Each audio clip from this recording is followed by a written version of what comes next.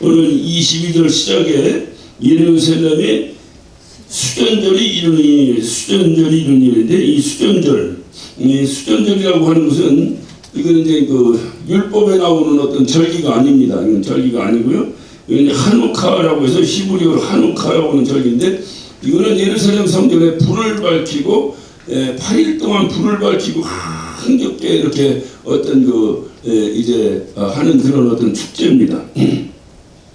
그래서 이 하누카의 유래를 우리가 조금 그 수전절의 유래를 조금 이해를 해야 또 오늘 이렇게 본문을 좀 이해하는 데 도움이 되리라고 생각을 합니다. 여러분 이 신구약 중간시대라는 얘기 들어보셨죠? 네. 신구약 중간시대 말라기 선지자의 선포 끝나고 마태복음이 시작될 때까지 얼마 동안이죠? 400년 동안의 이런 이제 중간기가 있었는데, 이 중간기를 우리가 암흑기라 이렇게도 말하죠. 왜 암흑기라고 말해요? 구약에는 선지자를 통해서 하나님 말씀이 내려왔는데, 그 선지자의 선포가 끝나니까 하나님 말씀이 오지 않은 거예요. 400년 동안을. 그러니까 이제 이미 왔던 말씀을 가지고 이거 뭐 하나님이 뭐 예를 들어 성령을 하라고 하시든지, 우리가 하나님 말씀을 깨달으려면 뭐로 깨달아요?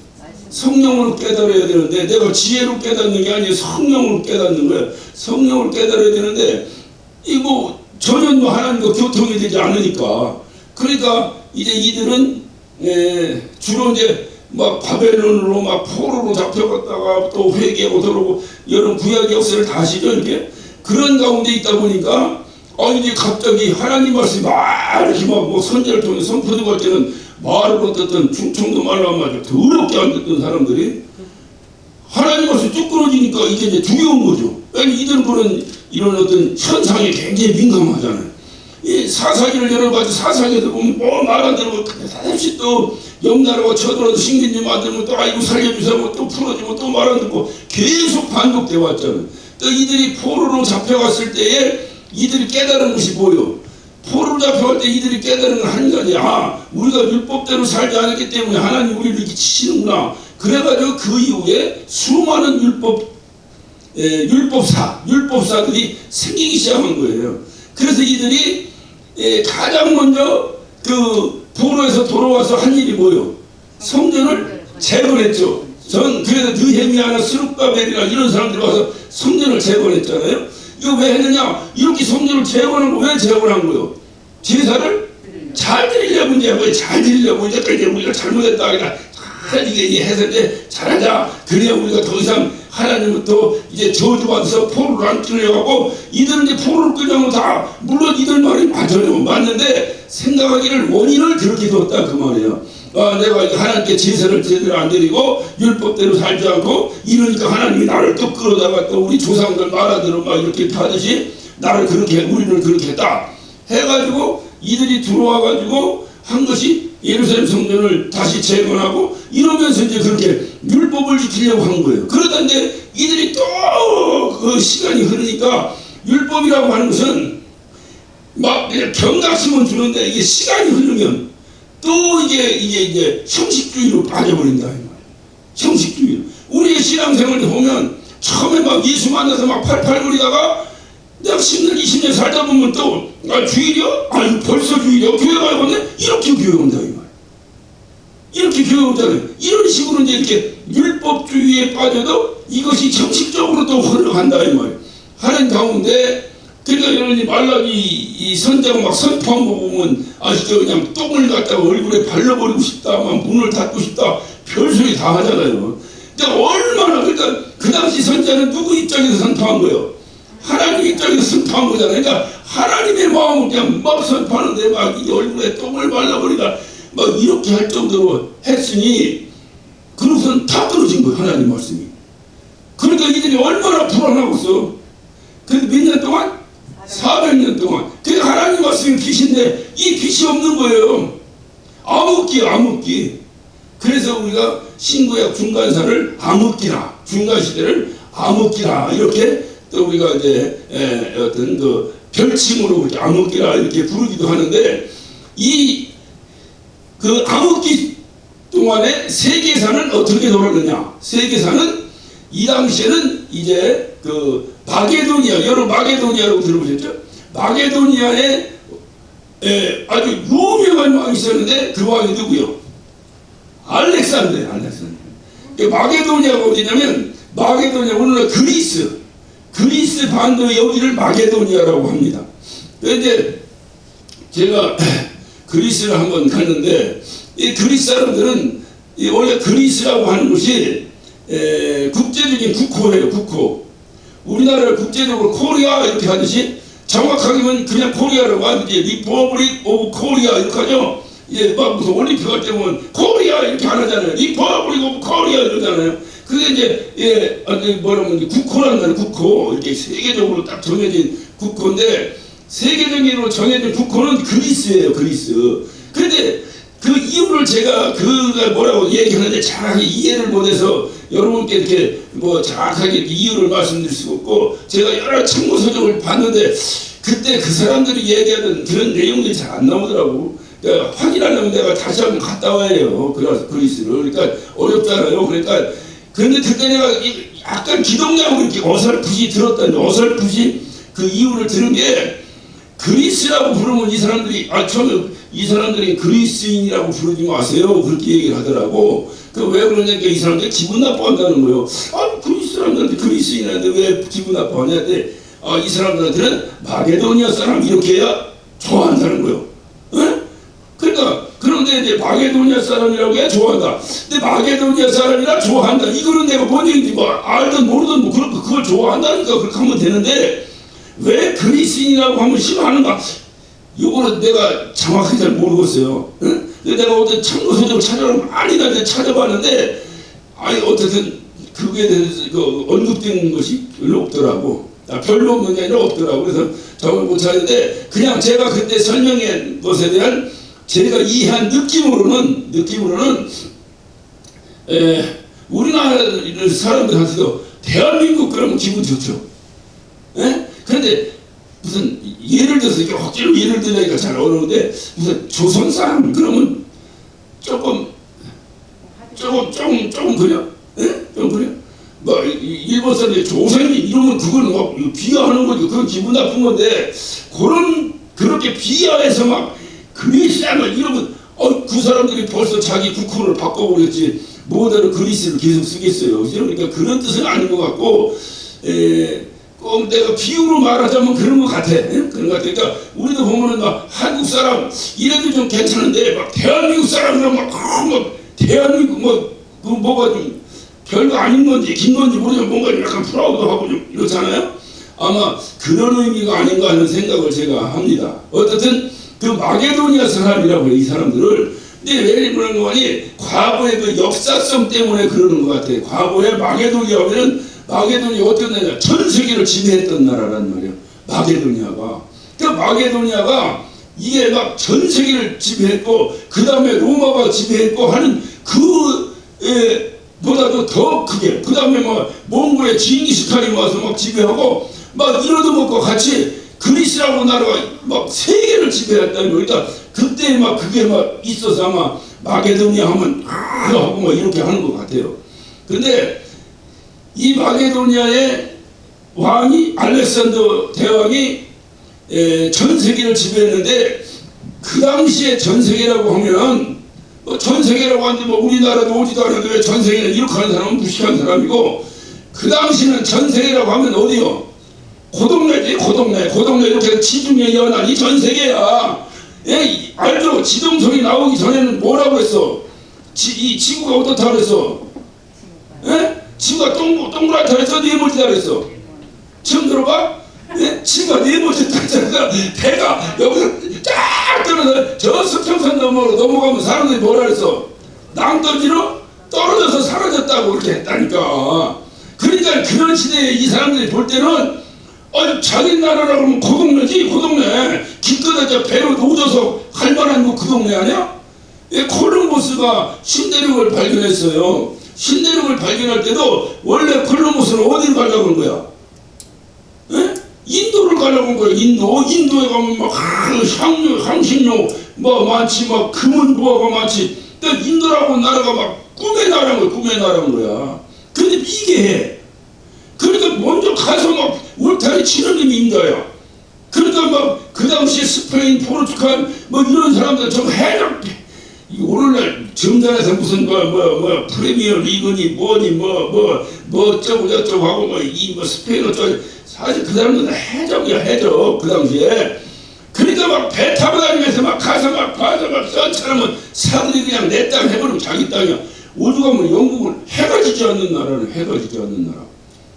그런 식으로 그 인도가 그러니까 이 사람이 배를 몰고 그 당시 이제 인도까지는 이제 발견이 된 거잖아. 그러니까 인도를 가려고 갔는데 이 사람이 쉽게 얘기하면 그 배를 떠나서 이게 가다가 배를 타고 가다가 한참을 가다가 어디에 도착했어. 도착했는데 여기가 인도인가 보다.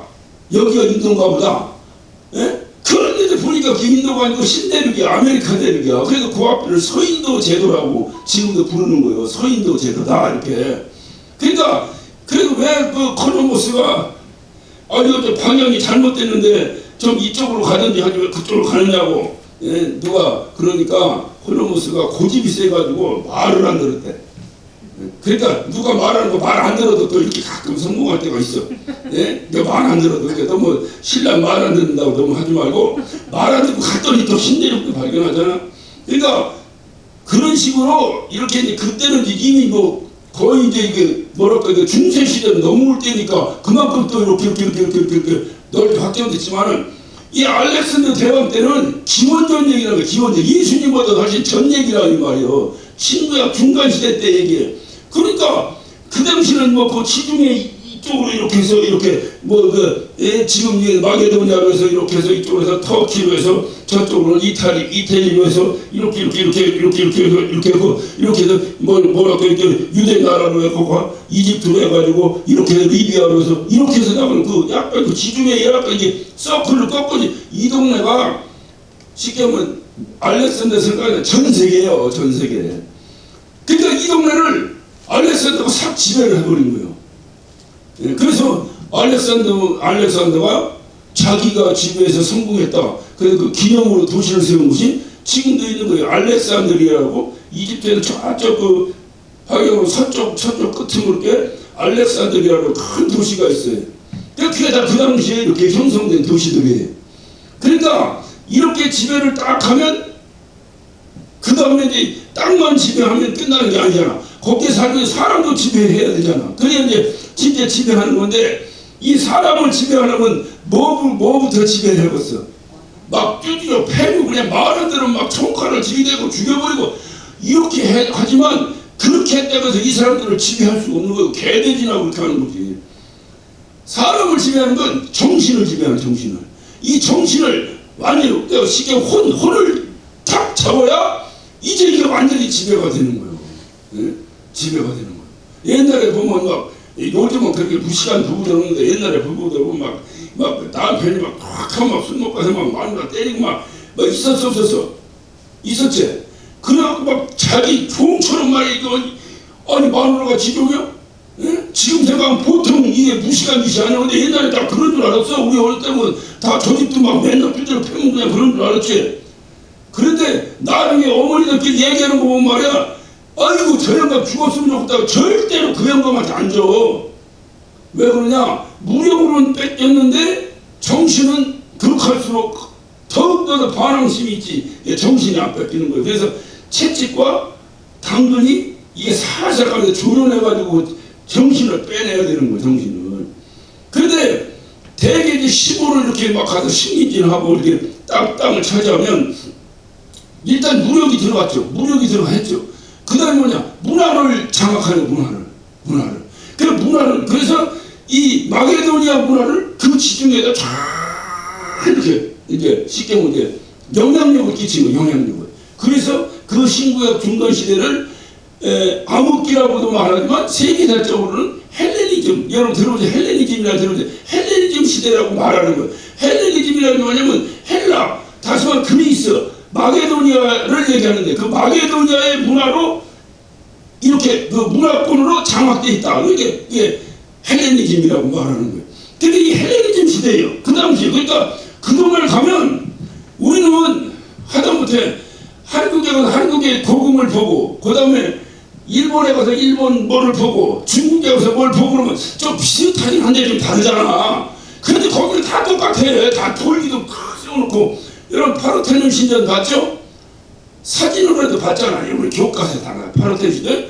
이 파르테논 신전 같이 다 그렇게 돼 있어. 어디 가나. 근데 왜냐, 그 당시에 그 헬레니즘 문화로 그렇게 돼 있기 때문에 모든 걸 돌 문화로 해가지고 그렇게 다 원형 경기장, 원형 경기장 어디 가나 똑같아. 다 그렇게 돼 있어. 그렇게. 근데 이게 헬레니즘 시대예요, 그 당시에. 그러니까 이게, 그래서 이들이 막 그 정신 세계를 잡으려고 하는 거예요. 그러니까 우리가 일본이 36년 동안 우리나라를 지배했어요. 지배했는데 결코 우리는 일본에게 지배당한 적이 없다고 생각하는 거예요. 우리는. 그 왜 그러냐? 우리의 땅은 지들이 뺏어서 지배를 하고, 우리의 육체를 지들이 수탈해가지고 막 이렇게 고통을 주고 징용으로 끌고 가고 뭐 위안으로 끌고 가고 뭐 했는지 모르지만은, 정신은, 그러니까 지금 우리는 막 끝까지 뭐 일본 사람들 이런 쪽발이 막 이러잖아. 막 죄된 나쁘리 막 발가락 떼박금 다 여기잖아, 일본한테. 정신이 안 뺏긴 거야. 그런데 필리핀을 가면요, 미국이 필리핀을 그 2차 대전 그 불과 2년 지배하지 않았다니까. 근데 필리핀 사람들 지금도 국민 투표하면요, 자기가 미국의 51번째 주가 되기를 소망해요. 그들은 그 얼빠진 놈들이요. 그러니까 막 두테르테인가 이런 대통령이 나와서 그냥 막 쏴죽이고 막 이렇게 뭐가 되는 것 같아. 왜냐면 그 옆에 괌, 사이판 다 미국령이잖아. 그러니까 조금만 더 필리핀도 미국령 되면 더 잘 살 것 같아서 정신 나갔지. 거지로 살아도 금지가 있어요, 그 사람이. 민족성이. 그 우리나라만 있는 거. 이게 대단한 거. 이게. 그러니까 일본에 그렇게 지배당할 때 일본이 계속 핍박했던 것이 뭐냐, 이게 종교예요. 종교 핍박. 정신 세계 중에서 제일 무서운 게 종교예요. 종교. 그 중에서 좀 현찮은 거 이런 것들은 그냥 뭐 밀어붙이는데, 이 살아계신 하나님을 믿는 이 기독교인들의 정신이라는 것은, 이거는 막 신기하게 밟을수록 더 난리 나요. 기독교의 모든 역사가 핍박의 역사잖아요. 그렇게 죽였는데도 여전히 기독교를 믿고 오잖아요. 아니, 쉽게 해서 세상적으로 말해서 기독교의 창시자라고 하는 예수 그리스도가 어떻게 됐어요? 십자가에 죽여버렸잖아. 그러면 끝나야 되잖아. 근데 지금 그의 죽음 이후에 전 세계를 지배하고 있잖아. 그러니까 이 기독교의 정신이라는 게 이게 무서운 거요. 그러니까 누구든지 권력을 가지려고 하는 사람은 뭐를 지배하려고 하고 있어? 이 종교 중에서도 기독교를 지배해가지고 어떻게든 하려고 막 대통령을 막 어디 막 교회 찾아오고 막 국회의원들 막 오잖아. 이게 기독교를 지배해가지고 어떻게 해보려고. 그래서 그 하시는 분들 있잖아요. 그 애국운동 한다고 하시는 분 있잖아요. 나는 그분들 하는 것은 좋은데, 왜 자기들만 애국운동이라고 해? 그럼 우리는 아니까, 우리도 애국운동이지. 그런데 방법이 다른 거지. 그런데 어떻든 그렇게 애국운동 하신다는 분들을 들으면, 목사님 정신 차리세요. 지난번 누가 그러냐고. 예? 목사님 정신 차리세요. 공산당 되면요, 목사님부터 죽어요. 그래. 근데 공산당 되면은 목사부터 죽어. 그건 맞아. 틀린 말이 맞아. 예, 맞는데 왜 공산당이 목사부터 죽이려고 할까? 여름 얘기했잖아. 이거를 개조시키려니까, 이거를 개조시키니까 종교 말살 정책을 쓰는 거야. 이게. 제가 이 말씀을 드리는 걸 잘 이해하고 들으셔야 돼. 그러니까는 알렉산더가 그 지역을 싹 자기 지배 안에 넣어놨으니까, 자기 지배 안에 싹 넣어놨으니까 헬레니즘이라는 문화로 그들의 정신세계를 잡고 이제 쫙 해가지고 그 어떤 뭡니까 이렇게 이제 탄탄한 이제 그 알렉산더의 그 어떤 그 뭐 나라를 만들어버린 거예요. 만들어버리고, 그리고 자기 아들 가운데서 안티오쿠스라고 하는 아들이 있었는데, 이 안티오쿠스를 갖다가 어디에 지역 대통령, 지역 왕을 세웠냐면, 오늘날로 말하면 시리아 많이 들어봤지만 IS 막 뭐 한 거 막 내잖아. 시리아를 보면은 지금 이스라엘 국경하고 이만큼 맞물려 있어. 요르단하고 이만큼 맞물려 있고 레바논하고 이만큼 맞물려 있는데 지금도 막 이스라엘하고 막 아주 이를 박박하고 싸우잖아 지금도.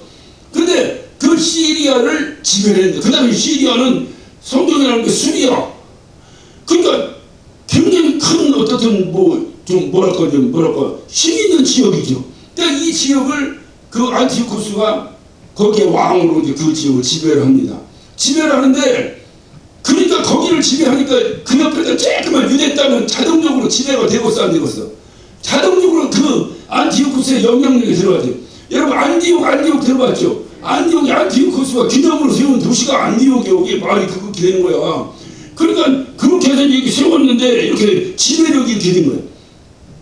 그러니까 이 안티오쿠스가 자 그리스에 가면 온갖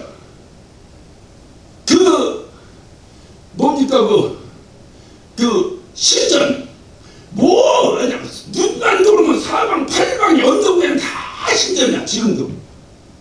물론 부서졌지 지진 나든 하든 해서 부서졌는데 돌문화가 되다 보니까 기둥이 이런 것은 여전히 남아 있는 거야. 또 여러분이 유럽에 고족 가면 다 부서졌는데 기둥만 쭉쭉 남아 있잖아요. 그렇게 막 인데 그 중에서 그렇듯 번듯하게 아직 남아 있는 것이 파르테논 신전이에요. 이건 아테네 신을 그러니까 아테네 시의 성경은 아덴인데 아덴의 최고의 신이 아테네 신인데 아테네 신을 가져오는 그 아크로폴리스 언덕을 아크로폴리스라는데 그 아크로폴리스 가장 쉽게 말하면 서울에 보면 남산 같은 거 이런 거 딱 꼭대기에 아테네 신을 모시는 신전을 세우는데 그것이 파르테논 신전이에요. 그 파르테논 신전 조금만 내려오면 아레오바고라고 하는 사도행전에 나오는 아레오바고 언덕이 나와요. 여기는 아고라라면 이렇게 모여가지고 이제 잘 앉아서 이렇게 대화 나누는 그런 장소를 아고라라고 하는데 그 아레오바고 언덕 위에 아고라가 이렇게 있는데 거기서 사도 바울이 그리스 헬라 철학자들과 하나님에 대해서 철학적으로 논쟁하다가 참패를 당합니다. 여러분 여기서 뭘 할 수 있어요? 하나님은 뭐로 논해야 돼? 철학으로 논해야 돼? 영성으로 논해야 돼? 성령에 의해서 영성으로 논해야지 철학으로 해갖고 철학자들이 못 이기는 안 된다. 하나님은 철학이 하나님이 아니에요. 응? 그런데 요즘 말은 무슨 젊은 어쩌고 공부 좀 했다 이런 사람이 이게 여러분 옛날에 우리가 신앙생활 하던 것이 100% 잘한 것은 아니지만 그것이 지금보다 훨씬 낫다니까. 신앙생활은 사실은 그것이 너무 그러다 보니까 브레이크가 안 걸려.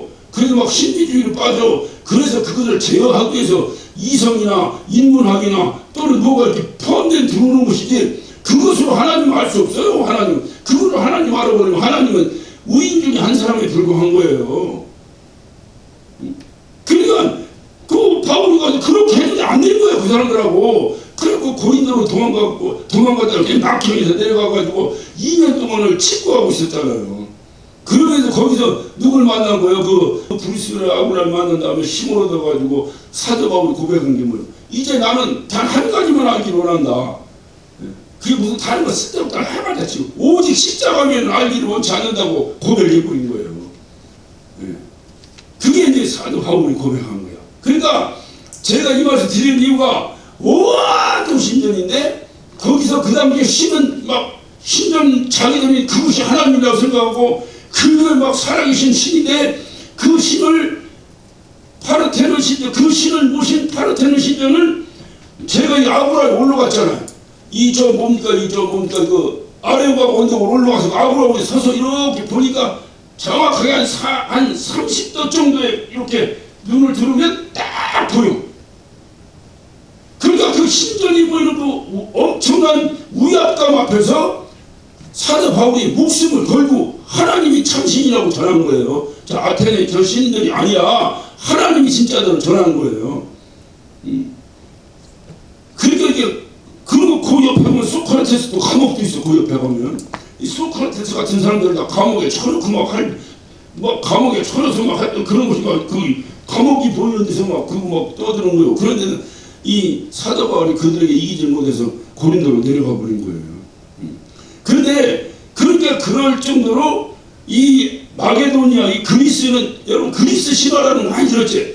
그러니까 그렇게 온갖 신들이 있고, 심지어는 성경대로 말하면 알지 못하는 신에게라고까지 하는 신전을 만들어 놓을 정도로 엄청난 신전.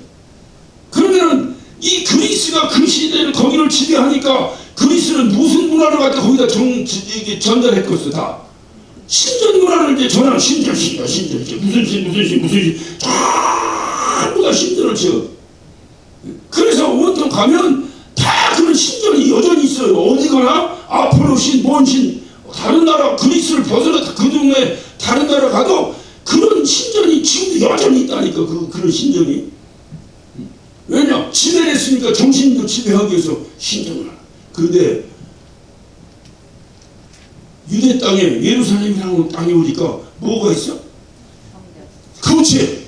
신전이 아니라 성전이 있는 거야. 성전이 예루살렘 성전이 있는 거야.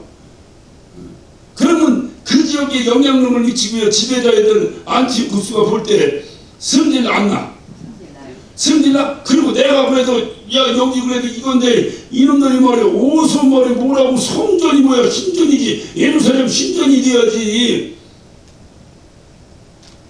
그래서 이가 그 유대 땅을 군사를 이끌고 와서 쳐들어옵니다. 쳐들어와가지고 이 당시에 이거 여러분 외경이라는 얘기 들어보세요. 외경? 네. 정경 외경. 외경에 마카비사라고 있는데 이 외경은 전체 외경 수가 15건인가 16건인가 많은데 다른 종교에는 그게 다 이제 들어갔겠지. 그런데 천주교하고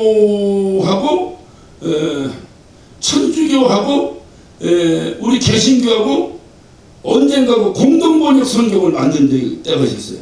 그래서 저도 이제 제 책꽂이에 공동번역 성경이 하나 꽂혀 있는데 지금은 뭐 그래서 그거로 개신교나 천주교나 같이 보자 이걸 하자 했는데 우리가 원래 천주교는 그냥 웬만하면 그냥 오케이야. 그래서 우리는 아니잖아. 우리 네가 아니면 아니잖아. 그러니까 결국 우리는 너 해가지고 공동번역을 해서 했는데 막 그래서 마태를 막 마테오라고 하고 막 바울이라고 하고 이렇게 써 있어요. 거기 보면 이 성경에 이 외경이 몇 권이 들어가 있어요. 마테오 상하, 집에서 지에서 또 뭡니까 에스더를 더 늘려서 그 다음에 다니엘서도 더 늘려서 뭐 이래가지고 잠깐만요. 여러분 한번 찾아봐요. 에스더 한번 찾아봐요. 에스더 구약성경 에스더 한번 찾아봐요. 느헤미야 다음 에스더. 에스더를 보면 에스더가 몇 장까지 있어요? 10장까지 있죠. 찾아봐요. 761페이지인데 냈고요. 찾았어요? 찾았죠? 네? 찾았죠? 10장까지 돼 있죠? 10장 몇 장까지 돼 있어요? 3절까지 돼 있죠? 이 10장 3절까지 돼 있는데 10장 4절부터 16장까지 돼 있어. 천주교 공동번역에 이 부분이 이제 외경입니다. 우리는 정경이라고 하는데 정경이 몇 권이요? 66권으로 딱 끝났는데 여기에는 아까 말했던 마카비 상에서 지에서 집에서 에스더 그 부분 다니엘서 다니엘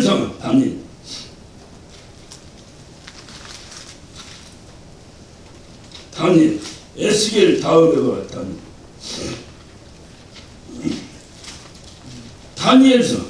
다니엘서는 몇 장까지 돼 있어? 12장. 그렇지 12장까지 돼 있지. 12장까지 되는데 거기서 13, 14장 2장이 더 붙어 있어. 그 다음에 다니엘 3장이 조금 더 많아. 3장이 30절까지 있죠. 다니엘 3장에 3절까지 돼 있죠. 그냥 돼 있다고 그냥 못 찾아도. 맞아. 3절까지 돼 있죠. 돼 있는데 31절부터 90절까지 이게 좀 더 포함되어 있어. 그 다음에 지혜서가 있고 집회서가 있고 토빗기라고 하는 것이 들어요. 토빗기. 그러니까 마카비 상하, 지혜서, 집회서, 토빗, 이건 이제 새로운 책이고, 다니엘과 에스더는 좀 늘렸지. 두 권을 더 늘렸지. 이제 에스더 늘리고 다니엘 늘렸지. 그까지 하면 8권이 이 외경이 들어갔어. 외경이. 근데 이 외경을 어떤 학자들은 위경이라고 합니다. 위경이라고 그래요. 위경이라면 거짓 성경이라 해서 위경이라고 이렇게 비하하게 되고, 외경이나 위경 똑같은 말인데, 그래서 이것이 들어가니까 여러분 천주교 되면 연옥 얘기 들었지. 연옥 소리 우리 성경에 안 나오죠. 그런데 천주교들이 왜 그렇게 합니까? 이 외경에 기록되어 있는 거야. 그 외경에 마카비서에 기록되어 있어. 외경이. 그래서 그들은 그것까지 다 자기네 성경으로 인정을 하니까 연옥서를 얘기하는 거예요. 그게. 이렇듯이 그러면 여러 번 가만히 해봐. 그 외경대로 가면 거기로 이슬람을 잘 해봐. 이슬람 애들 왜 이놈들이 막 새파란들이 말이야 자기 목숨 아까운데도 모르나 폭탄 갖고 와서 빵빵 죽고 막 빵빵 막 그 걔들이 IS니 막 이런 테러 문제들이 왜 무서운 거요? 죽기를 작정하고 댕기니까 이놈의 새끼들하고 할 수가 없잖아. 테러만 걔들을 하고 그 아프가니스탄 그 군인들하고 뭔 차이가 있어. 몰고 그러니까 이놈들은 막 무기 버리고 다 도망가버리잖아. 아무만 무기가 좋으면 뭐야? 무기가 좋아도 누가 운영하는 거예요? 사람이 애들 사람이 도망가 버리니 뭔 소용이 있어. 고철덩어리지. 그러니까 죽기를 작정하고 댕겨드는 거예요. 그래서 무서운 거예요. 왜 이슬람 애들이 죽기를 작정하고 그러는 거예요? 걔들은 그렇게 해서 죽으면 알라신 있는 곳에 가면 말이야 결혼을 뭐 엄청나게 하고 막 이쁜 여자 세계에서 제일 이쁜 여자 자기 마음으로 된다는 거예요. 그러니까 그러면 내가 이슬람이라면 나도 죽겠어 안 죽겠어? 이슬람이라면 남자들 다 똑같이 이슬람이라면 그러니까 이게 왜 이게 무서우냐면 그게 말이나 되는 소리야? 그런 거 성경에 넣으면 되었어 안 되었어? 물론 이슬람이니까 제외지만 그런 식으로 연옥이나 그거나 좀 비슷하지 않아? 좀 비슷하지 않아? 뭐 내용이나 이런 것은 다르지만 비슷하죠? 죽은 다음에 뭐 어떻게든 죽더니 상관없다. 죽은 다음에 다시 또 좀 좋은 기회가 있다. 그런 의미로는 비슷하잖아. 그러니 천주교가 이해해야 한다니. 근데 제가 왜 이 말씀 드리냐면 지금 제가 지금 말씀드렸죠? 지금 이제 알렉산더가 지배를 해가지고 이렇게 해가지고 알렉산더의 아들인 안티오코스가 시리아를 정복하고 있다가 유대의 성전이 있으니까 쳐들어와가지고 유대인을 800명을 죽여버리고 유대인들의 대부분을 포로로 시리아를 또 잡아가고 그랬어요. 성경에는 없어요. 왜냐면 그 당시 성경 기록이 없어. 그런데 그 당시에 기록해 놓은 책들이 외경입니다. 외경. 그 외경은 언제 기록된 거예요? 예수님 전시대, 그러니까 신약 성경을 기록하기 전에 구약 성경이 끝나고 나서 요때 기록된 거예요. 그때 기록된 건데 그 기록된 것 중에 대표적인 마카비 상, 우리가 열왕기 상 하잖아요. 하듯이 마카비 상에 보면 이 내용이 나옵니다. 이 내용이. 그래서 이 당시에 그 안티오코스가 와가지고 시키면 예루살렘 성전을 회파해버립니다. 왜냐면 이 성전, 하나님을 모시는 거 성전이잖아. 근데 이게 신전을 만들어야 돼. 그래서 제우스 신을 우상을 만들어가지고 그 하나님의 성전에 하나님이 제일 싫어하는 게 뭐야? 우상을 만들지 마라. 나를 위한 성상도 만들지는 말라고 하신 분인데 그 성전에다 우상 제우스 신을 딱 세우는 거예요. 자기가 이겼으니까. 그거는 막 유대 민족들을 완전히 그냥 밟아버린 거랑 마찬가지지. 그래놓고 이 율법에 의한 이 유태인들이 가장 증오하고 가장 이렇게 멸시하는 돼지고기를 갖다가 돼지를 잡아가지고 돼지를 가지고 그 제우스 신에게 제사를 지낸다 이 말. 어디서? 하나님의 성전에서. 하나님의 성전에서. 오늘 같으면 여기가 성전이다 그런 개념이 없을 때잖아. 이 사람들 예루살렘에 와서 그 성전에 들어가서 하나님 앞에 제사하는 때인데 거기다가 이 안티쿠스가 와서 제우스 신을 세워놓고 거기다가 막 돼지. 왜 그랬을까? 물론 그렇게 신을 그렇게 제사를 지내는 건지 아니라는 건지 난 잘 모르지만 유대인들을 완전히 그냥 막 피폐하게 만들기 위해서 일부러 할 수도 있는 거죠. 일부러 막 이들 싫어하는 거 일부러 막 한국 사람 싫어하는데 막 창시개명 하라고 하고 그냥 막 와서 막 동방요배를 하라고 하고 이런 거랑 비슷한 거지. 그렇게 해서 그걸 한 거예요. 했는데 이 당시에 어디 가나 뭐 우리도 보면은 뭐 그거 일제 강점기 시대 때 짓눌렸지만 거기도 보면 또 유명한 또 명문 가문들이 또 있잖아. 그 명문 가문 가운데가 마카비 가문이 있어. 마카비. 그게 마카비서예요. 마카비 가문인데 이 마카비서에 그 연옥님 얘기가 나와요. 마카비서에 유다라고 하는 청년이 등장합니다. 근데 이 유다라고 하는 청년이 오늘날로 말하면 우리나라를 말하면 독립군을 결성하는 독립군을. 독립군을 결성해가지고 그 안티오쿠스 군대가 싸워서 이겨. 우리 막 어디 가서 뭐 봉오동 전투에서 이긴 거라고 이겨버렸어. 이겨서 제일 먼저 그 뭡니까 회복시킨 게 뭐겠어요? 예루살렘 성전이겠지. 또 예루살렘 성전에 들어가서 제우스 신을 쳐버리고 돼지 피 다 닦아내고 뭐 어떻게 그 정결했는지 모르지만 정결케 다시 회복을 한 거예요. 그러면 유대인들이 기뻐 안 기뻐? 얼마나 기쁘겠어. 자기네 신앙인데 신앙이 그냥 완전히 정신이 피폐해버렸던 정신이 다시 한번 세워졌으니. 그래서 이들이 거기다가 불을 붙이고 말이야. 불을 붙이고. 암흑기에 하나님 말씀이 이게 빛이 안 오니까 이들이 얼마나 그 빛에 대한 갈급함이 있었겠어요. 그러니까 그 성전을 회복한 다음에 거기다 불을 비치고 며칠 동안 8일 동안 절기를 지켰어요. 축제. 그래서 그 빛의 축제라고 말합니다. 축제를 즐겼는데 그 축제가 오늘 여기 나오는 수전절이야. 이게 수전절. 제가 이 말씀을 먼저 드린 중요한 이유가 이 수전절에 23절입니다. 예수께서 성전 안이라는 건 어디 성전을 얘기하는데 예루살렘 성전 수전절 한참 막 빛이 막 휘엄찬하니 밝고 막 사람들 기쁘니까 뭐 얼마나 보다 춤을 추고 노래하며 막 축제가 지금 벌어지고 있는 거예요. 거기에 예수님이 성전 안 솔로몬 행덕을 다니셨다. 그 성전 가운데 그 예루살렘 성전에다 제사 지내기 위해서 그 원근 각지에서 오는 사람들이 가까우면 제사 끝나고 집에 가보더니 모르면 또 잠도 자기도 하고 쉬기도 하니까 거기다가 쫙 솔로몬 행각을 줘놨는데 거기 얼마나 많은 사람들이 거기 지금 앉아서 지금 뭐 피곤해서 뭐 쉬는 사람도 있고 뭐 어느 사람 얼마나 많은 사람이 있었겠어요. 그 앞을 주님이 이렇게 거리고 있는 거예요. 자, 그런데 여기 참 신기한 게 있어요. 그 거리고 있는데 24절입니다.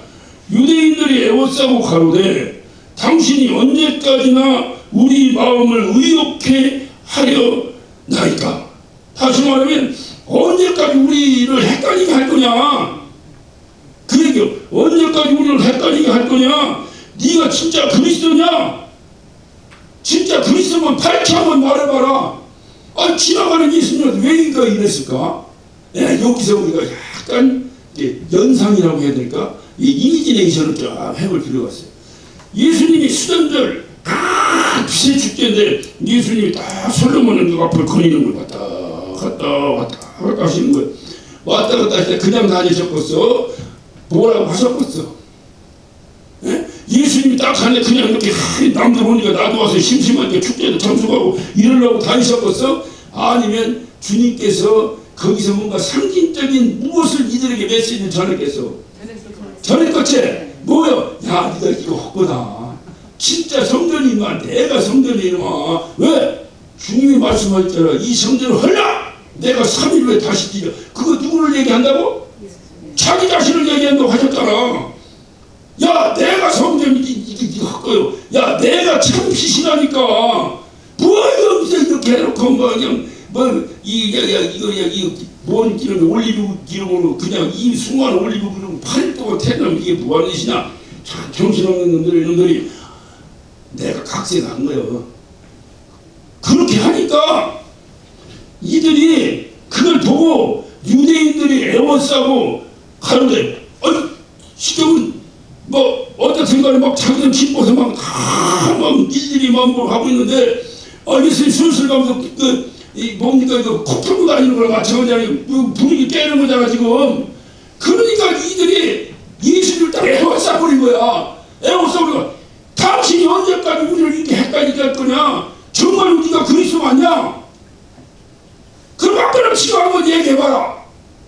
어떻게 이해가 되셨어요? 그러니까 주님이 뭐라고 말씀하십니까? 뭐라고 말씀하셔? 네? 야, 내가 너한테 20을 내가 너한테 말을 그렇게 했는데 네가 뭐 했다고? 믿지 않았잖냐. 왜 그렇게 말했는데 믿지 않고서 지금 와서 또 말하라고 하냐 이놈아. 야, 니들이 부모 모르냐? 내가 아버지 이름으로 행하는 모든 일들을 보면 그것이 내가 누군지를 증거할 텐데 그렇게 보고 오병이어가 아니라 38년 된 병자를 살려내고 죽어가는 죽은 영혼을 살려내고 물로 포도주를 만들고 니들 못 들었냐?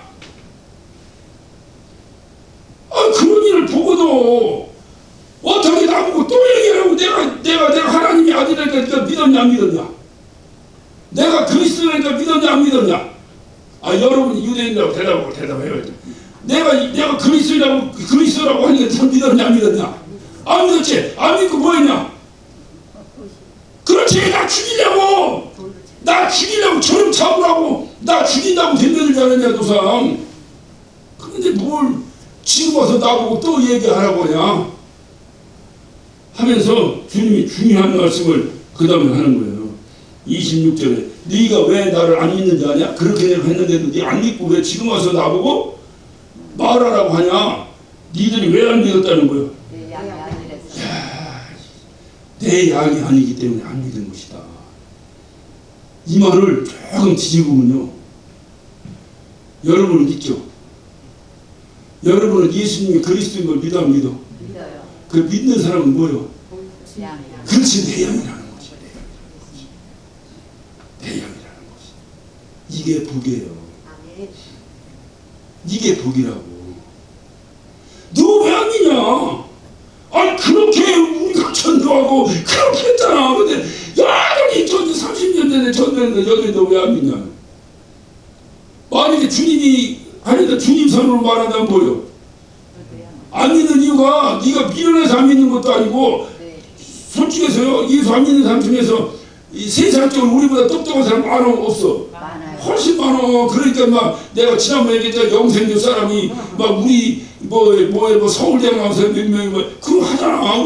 우리보다 똑똑한 사람 많다니까. 그 영적인 것은 그거로 비교하면 안 되는 거예요. 우리는 왜 믿고 저쪽은 왜 안 믿는 거예요? 우리는 하나님의 양이니까 믿고 저쪽은 하나님의 양이니까 안 믿는 거지. 뭘 똑똑하니까 안 믿고 또 무식하니까 믿고. 옛날에 무식한 할머니들 다니는 게 교회지. 저놈이 정신 나가서 이랬잖아. 옛날에 그랬죠. 그걸 핍박했죠. 모르니까 하는 소리야. 모르니까. 성경은 뭐라냐? 저가 내 양이면 나를 믿는다는 거예요. 내 양이 아니기 때문에 그렇게 내가 얘기해도 니들이 안 믿었는데, 그러면 지금도 내 양이 아니니까 내가 지금 너희한테 또 얘기해도 안 믿지. 그런데 뭐다로 자꾸 말하라고 하냐 이 말이에요. 뭐다로 자꾸 말하라고 하냐 하면서 내 양은 내 음성을 들으며 나는 저희를 알며 저희는 나를 따. 이거는 지난번에 강의에 나왔죠. 내 양은 주님의 양은 주님의 음성을 듣는다 그랬잖아요. 그러면 주님을 이렇게 믿고 있는 거예요. 내 양은 내 말 듣는다. 너희들 내 말 안 듣지? 그 내 말 안 듣는 건 뭐라는 거예요? 내 양 아니라는 거예요. 그리고 이걸 또쫙 먹이고, 물론 뭐 이러고 있어요. 아니 나도 내 자식이 낳지만 내 자식이 내 말 안 듣는다. 그 내 자식 아니야? 응? 이렇게 생각하면 이거 끝내주는데 주님 입장에서 보면 야 너 내 자식이면 내 말 들어야지. 아 우리가 자식인데 너만 아들이면 아버지 말 들어야지. 이렇게 하네. 하지. 그렇지. 그 아버지 심정을 이해를 해야지. 내 말 듣는다. 내 양은. 여기서 이제 더 중요한 것이 뭐냐. 그렇게 주님의 말씀을 듣고 주님의 말을 듣고 주님을 따르는 주님을 믿는 주님의 양에게 주님이 감당할 수 없는 은혜의 선물을 우리에게 주신다. 그게 뭐요? 네? 그게 뭐요? 28절이요. 뭐요? 그렇지. 내가 저에게 뭘 줘? 영생을 준다. 영생이 뭐요? 영원한 생명이지. 영원한 생명의 주인말 영생이지. 그러니까 네가 그리스도를 한번 말해봐라. 야 내가 그렇게 말해도 믿지 않았잖아. 근데 뭘 또 얘기하래. 니들이 왜 안 믿는지 알아? 내 양이 아니라 안 믿는 거야. 내 양은 내 말 좀 잘 듣고 나를 잘 따라. 내가 이렇게 이러는 내 양에게는 내가 선물을 주는데 무슨 선물 주는지 아냐? 영원한 생명을 줘. 영생을. 할렐루야. 이거만큼 더 큰 은혜가 어디 있어요? 죽지 않는데 영생이가 죽지 않는다는 거지.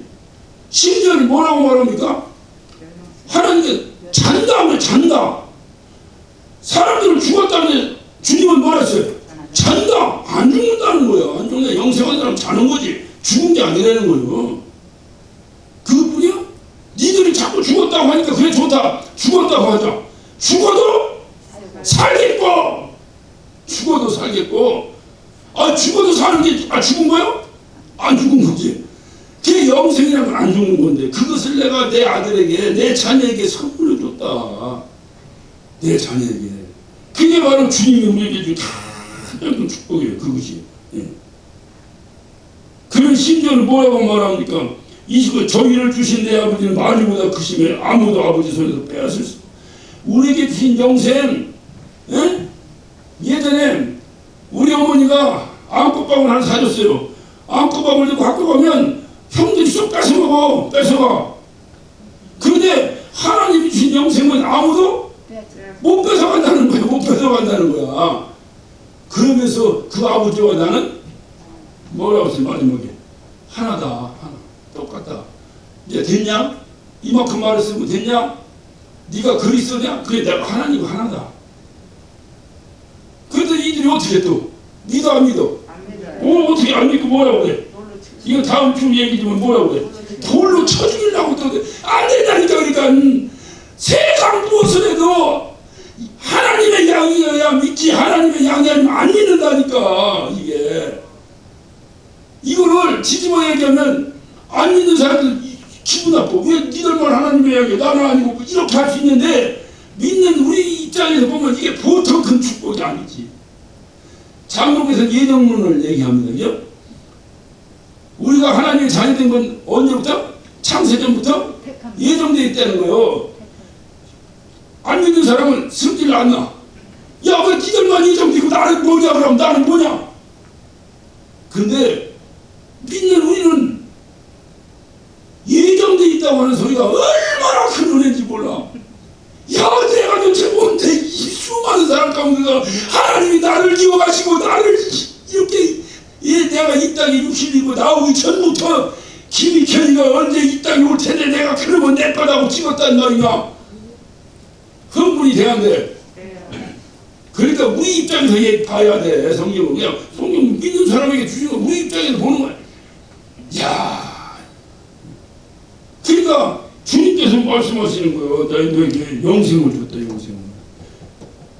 성경에는 영원하다라는 형용사가 붙은 단어가 3개가 있어요. 하나는 영원하신 하나님, 또 하나는 영원한 나라, 하나는 뭐예요? 영원한 생명. 영원한 생명은 누가 주시는 거예요? 그냥 하나님이 아니지.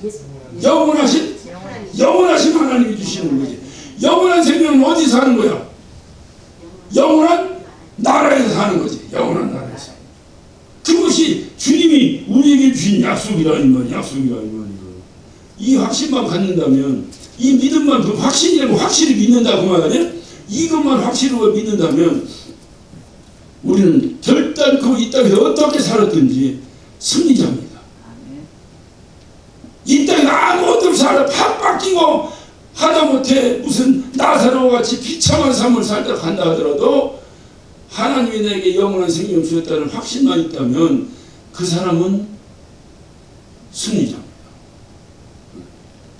그게 우리의 신앙이에요. 우리의 신앙이에요. 아무리 가난하게 살고 아무리 뭐해도 그것만 있으면 그것이 우리에게 소망.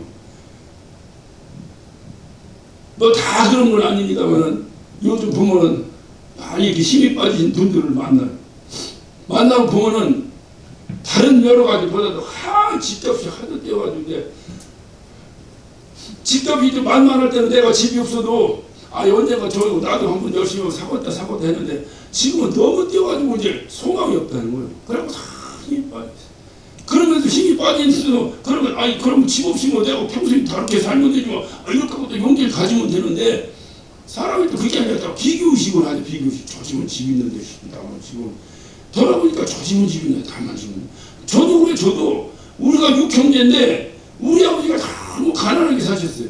그러니까 얼마나 가난하게 사셨냐. 자식들이 어떤 유산이라는 건 없었으니까 누구도 6형제가 일을 한 장을 받아본 적이 없어요. 다 그냥 결혼시켜주시고 길러주신 것만 감사하게 땡큐하고 그냥 결혼해서 다 그냥 혼자 이렇게 살았어요.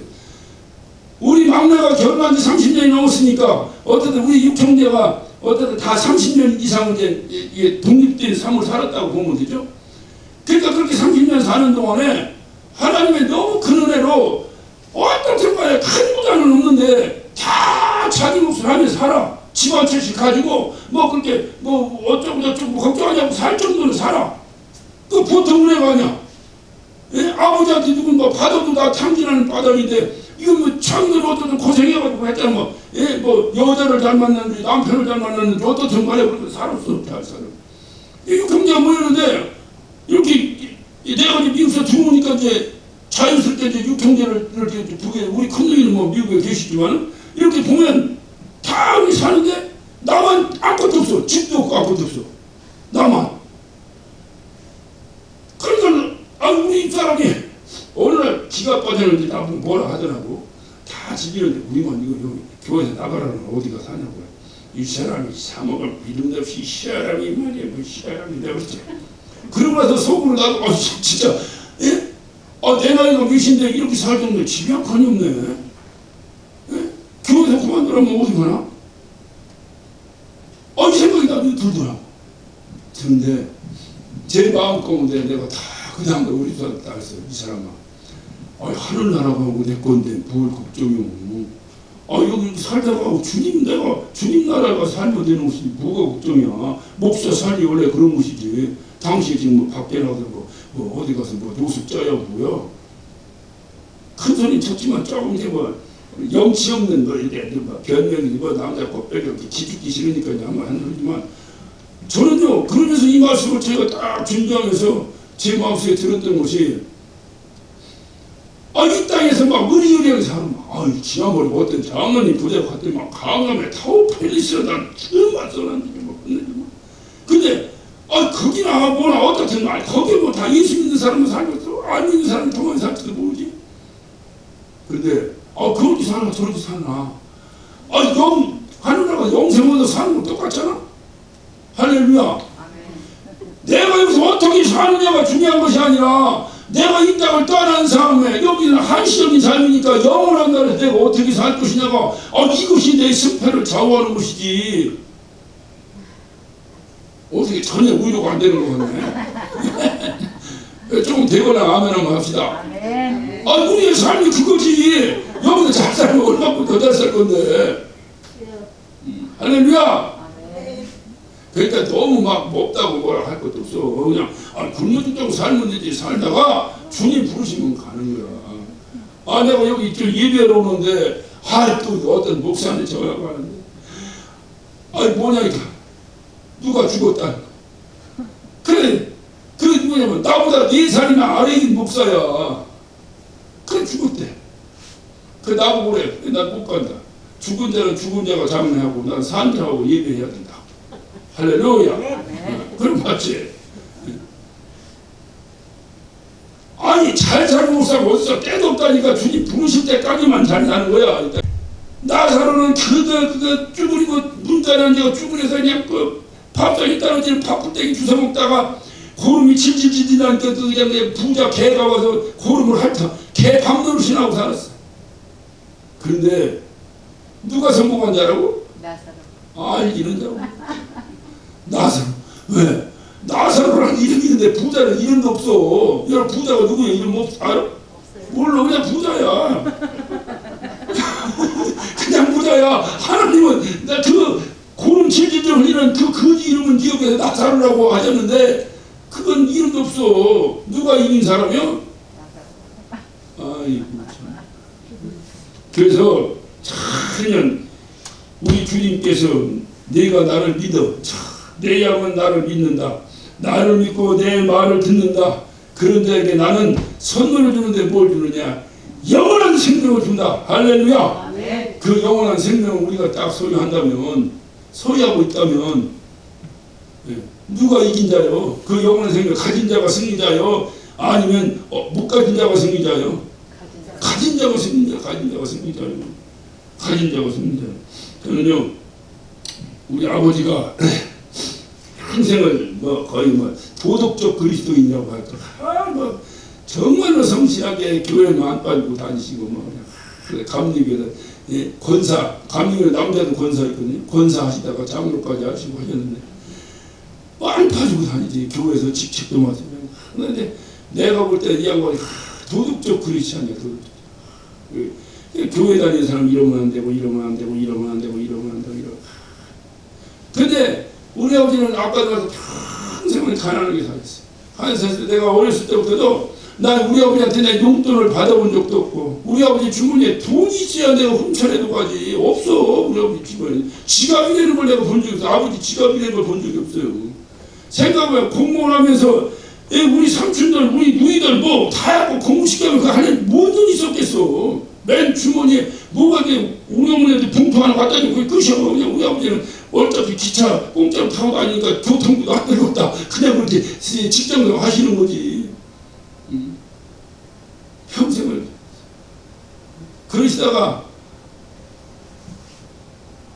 뭐랄까 그것도 노년이라고 해야 되나. 우리 아버지 일찍 돌아가셨는데 72세 우리 아버지가 가셨어요.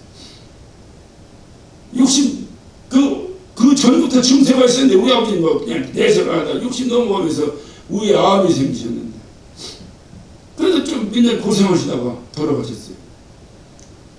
진짜 내가 보면 평생에 그 외령 때 태어나셔가지고 그 일정시대 때 그 일본 사람 치하에서 그렇게 있다가 소학교 나오셔가지고 뭐 하시다가 거기서 말이야 대동아 전쟁 당시에 철도공무원 하면은 대우 좋다고 해서 공부는 잘하셨는지 시험 받고도 철도공무원 돼가지고 그때부터 하다가 또 6.25 전쟁 만나고 또 북한군들 뭐라니까 또 도망가고 이게 근대사의 역사의 아픔도 있지만 그러면서 그 가난한 집안의 장자로 그 집안에 이끌어가면서 얼마나 고생했겠어요. 얼마나 고생했겠어요.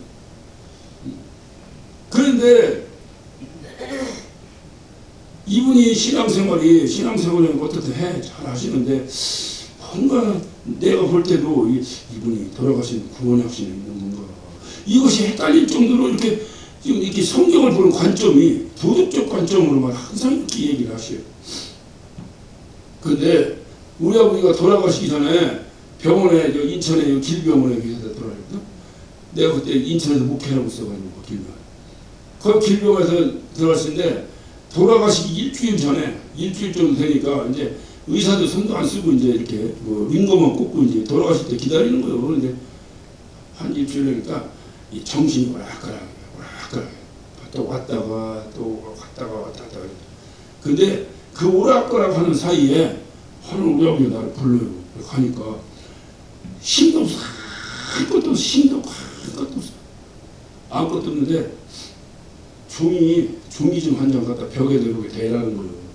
왜냐면 당신이 쓰고 싶은데 힘이 없는 거예요. 그러니까 나보고 대라는 거예요. 그랬더니 볼펜을 꽂아달래요. 그래서 꽂았더니 뭘 알고 수 있어요. 그것이 쓰는데 두 장을 써. 하나는 나에게 편지를 한 장 써줬고요. 하나는 그림을 하나 그려줬어요. 그림을 하려는데 그 당시 내가 교회 건축한다고 땅 사가지고 설계도 들고 다녔거든. 설계 들고 다니는데 우리 아버지가 야 교회를 이렇게 지었으면 좋겠다 하는 느낌이 뭐냐, 노아의 방주에 이렇게 지라고 그림을. 우리 아버지가 뭔 생각이 그셨겠어. 환상 중에 봤다는 거예요 당신이. 저는 왜 내 얘기를 듣냐면 그것이 성경은 아니에요.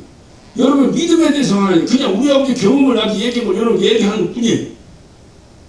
환상을 때 하나님께서 교회 그림을 보여주셨다. 그걸 꽉 구분하게 그렸는데 내가 봐도 뭐 대충 무슨 그림인지 알 정도로 그려줬어. 또 하나는 편지를 쓰였는데 내가 이 땅에서 좋다는 곳은 다 다녀봤다. 생각해보세요.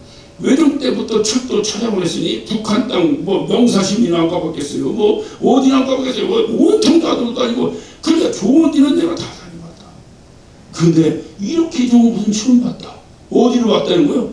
천국을 보신 거예요. 환상 중에. 이렇게 좋은 곳은 처음 봤다. 내가 한 가지 아쉬운 네 어머니하고 내가 같이 못 가는 것이 내가 안타깝다. 그러니 네가 어머니 잘 모시고 묵게 잘하다가 어머니도 이곳에 잘 보내주거라. 그리고 훗날 거기서 만나자. 그렇게 주셨어. 내가 야 우리 아버지 평생 고생하시고 그렇게 나하고는 얼마나 뭐 속된 표현으로 싸웠겠어요. 예? 아니 예수를 믿어도 잘 믿으세요. 왜 그렇게 하세요? 뭐 내가 목사 들어가서 예수 때문에 싸우고 뭐 예전에 말 안 들어 싸우고 얼마나 아버지하고 갈등하고 내가 걷겠어요.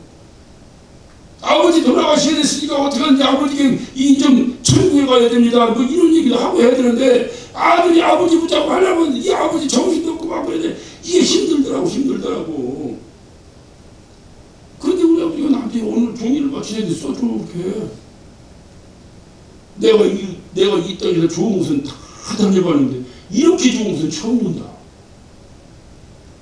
우리 아버지가 그것이 어떻든 무슨 것 성경에 꼭 그걸 봐야 구원만 이런 얘기 아니요. 그렇게 얘기하는 거는 이게 이단되고요. 사람은 갖고 자기 경험이니까 자기 경험 가지고 얘기하면 안 되는구나. 나는 우리 아버지 경험을 여러분에게 소개를 하는 거예요. 그렇다고 한다면 우리 아버지가 그것을 보고 돌아가요. 그러고서 한 일주일, 한 4일인가 5일인가 있다가 우리 아버지가 돌아가셨어요. 우리 아버지가 실패자예요? 승리자예요? 승리자예요. 이 땅에서 70년을 그렇게 고생하셨어요. 근데 하늘나라 가셨다. 얼마나 감사해요. 훗날 너도 목회 잘하다 거기서 만나자. 그것이 우리 아버지 마지막 거를 주신 게. 여러분 이 땅에서 잘 살아야 돼. 잘 살고 뭐 이 땅 잘 살고 잘 되면 뭐 얼마나 잘 살고 영생도 없고 뭐 할렐루야. 그러나 최소한 그래서 주님이 말씀하신 게 너희는 먼저 그의 나라와 그의 의를 구하라. 그리고 나머지 잘 살면 그 이유 문제다 그 말이에요. 이유 문제고 이것부터 해결돼. 그 무슨 얘기야? 이게 더 중요하다는 건데 다른 거 덜 중요한 거 다 드리고 제일 중요한 걸 놓쳐버리면 그게 뭔 소용이 있어. 다른 거 못 구해도 제일 중요한 건 내가 붙잡고 써야지. 그래서 오늘 주님께서 말씀하신 약속 잘 의지하시고 하나님을 믿는 자 예수님을 누가 믿어요? 예수님을 양이 예수님을 믿는데 그 양에게는 주님께서 선물을 주시는데 영생을 주신다. 이 소망이 저와 여러분을 견인해 나가는 거예요. 어떤 힘들고 어떤 고통이 오고 뭐 가정사 뭐 물질병 뭐 어쩌고 다 패일어나고 내가 영생을 얻었다. 할렐루야. 이것이 나를 다 견인해 나가는 거예요. 할렐루야. 기도하십시다.